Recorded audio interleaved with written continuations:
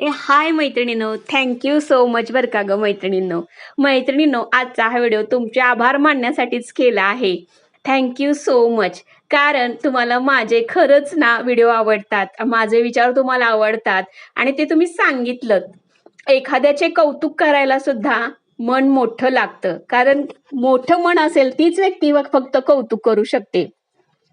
माझे विचार तुम्हाला आवडतात हे तुम्ही तुमच्या कमेंट्सद्वारे मला सांगितलं. मला खरंच खूप छान वाटलं आणि मला सुद्धा 10 हत्तीचं बळ आलंय. आता मला सुद्धा असं वाटतं आपण आणखीन नवीन काहीतरी करूयात. आपण आणखीन नवीन एखादा व्हिडिओ बनवूयात आपल्या मैत्रिणींसाठी खास करून.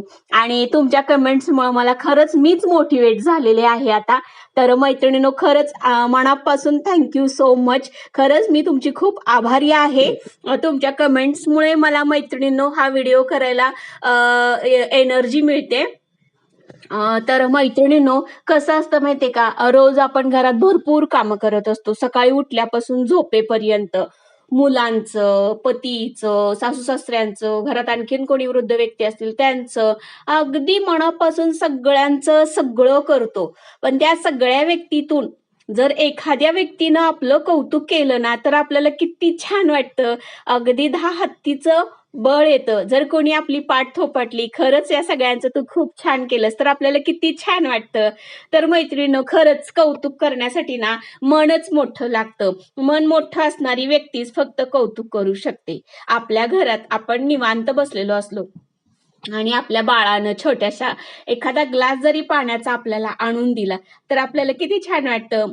आणि जर आपण त्याचं कौतुक केलं, थँक्यू हा पिल्लू, तू माझ्यासाठी पाणी आणून दिलंस, तर त्यालाही छान वाटतं आणि नेक्स्ट टाइम तो आपल्यासाठी आणखीन चांगलं करतो. म्हणूनच मैत्रिणींनो, आभार व्यक्त करता आले पाहिजेत.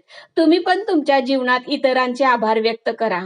तुमच्या आयुष्यात अशा काही गोष्टी असतील, अशा काही व्यक्ती असतील, ज्या व्यक्तींमुळे तुमचं आयुष्य सुंदर बनलं आहे, तर त्या व्यक्तींचं तुम्ही मनापासून कौतुक करा, मनापासून त्यांना आभार द्या, मनापासून त्यांचं थँक्यू म्हणा. कारण काय माहितीये का, ह्या थँक्यू या शब्दामध्ये ना खूप ताकद असते. आणि आपण जर समोरच्याचं कौतुक केलं ना, तर त्याला आणखीन काहीतरी चांगलं करावं असं वाटतं. कारण काय माहिती का, प्रत्येक जण समोरच्यामध्ये काही ना काहीतरी दोष बघत असतो. हा असाच आहे, तो तसाच आहे, तू हेच काम नीट करत नाहीस, तू तेच काम नीट करत नाहीस.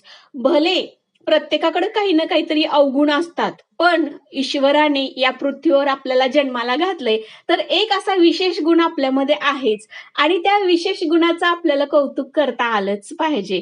प्रत्येकामध्ये असा एक सुंदर असा गुण लपलेला असतो मैत्रिणींनो, आणि त्या गुणाचं आपण कौतुक केलं ना, तर त्या गुण आणखीनच वाढतो.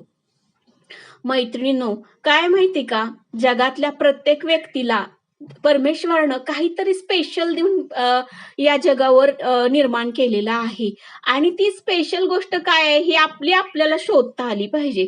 आणि भले इतरांनी जरी आपलं नाही कौतुक केलं ना, तर मैत्रिणींनो, स्वतःची पाठ स्वतः थोपटायची. आपण एखादं छानसं काम केलं तर स्वतःला शाबासकी द्यायची.